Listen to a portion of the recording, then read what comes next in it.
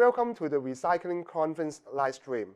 Our guest here is Mr. Richard Brubaker, the founder of Collective Responsibility, and also he's also the committee chair of AMCHAM Sustainability Committee. Correct. So, Richard, may I ask you about, environmental regulations influence a company's approach to implementing, Sure. as well as sustaining green practices within its operations. So in what ways do you think the environmental regulations requirements have shaped the execution as well as the development of environmental initiatives? I think the easiest way to say that is regulations drive those who are falling behind or are behind. So they are compliant only, or they're defensive in nature. So it's not me, it's the industry. It's not us, it's you. But the regulations, like what you're seeing out of, say, the EU or in China, or even by the industry standards, that's really elevating the floor so that more people have better practice. It doesn't drive the leaders, in my view and in my experience. What drives the leaders often is their own vision for where the world is headed, and then how their business operations map to that. And that could be a world of, like, you're worried about too much plastic in the ocean. You say, it's our job to fix that.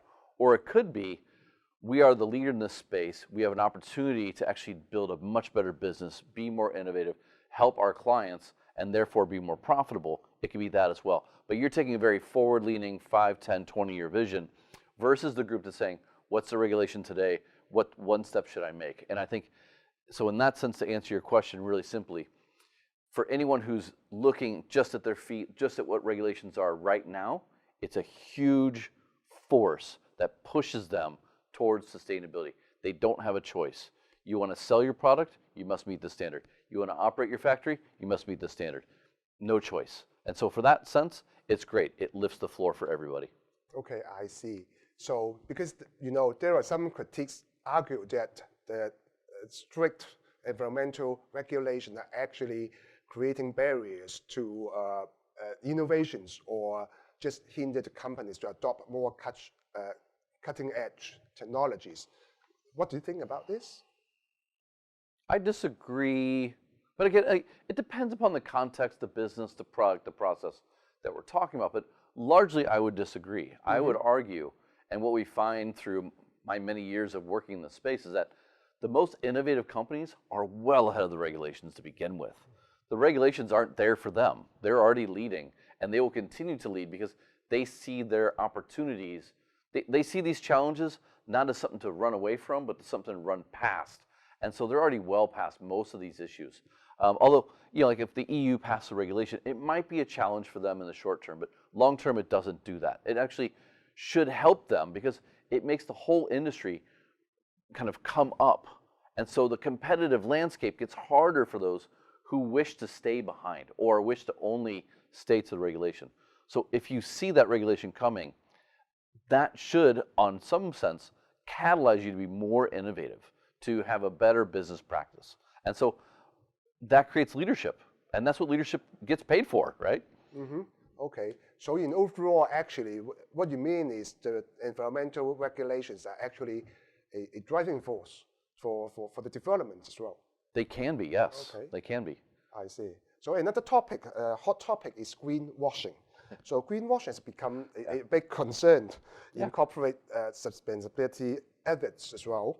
So how can organizations effectively communicate their approach or sustainability practices with the customers or stakeholders in way of honest, accurate, as well as free of the claim of greenwashing?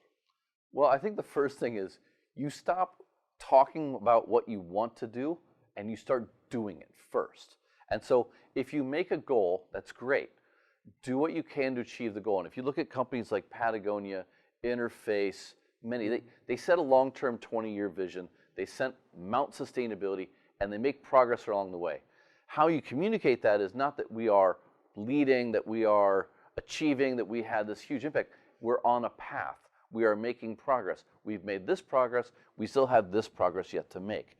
And I think that's where the leadership companies always start from, is They set a vision, they do the work, they communicate the progress, and they don't over-celebrate. Where greenwashing comes in is when you reverse that. You overstate your intention. You over-celebrate because you want to be on stage, you want to receive recognition for the little things that you've done when you have a massive problem behind you. And I think that is ultimately not a problem of sustainability, it's a problem of communications and communications industry seeing a trend and believing that sustainability is something that can just be captured like that, when actually there's a lot of work. There's supply chain, there's innovation, there's education, there's economics. It's all involved. And if you communicate too far in advance, it's very easy to see that you haven't done the work. And that's what I love about greenwashing sometimes. Like, it's so easy to see a brand say, we're doing this, and with a simple internet research, you can prove them wrong. And I'm not saying that you shouldn't aspire to do these great things. It's just how you talk about it. So be more real about the challenges that you're facing.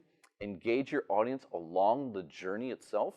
Talk about it as a journey, not as a destination that you've already arrived at when a simple internet search will say you're not there.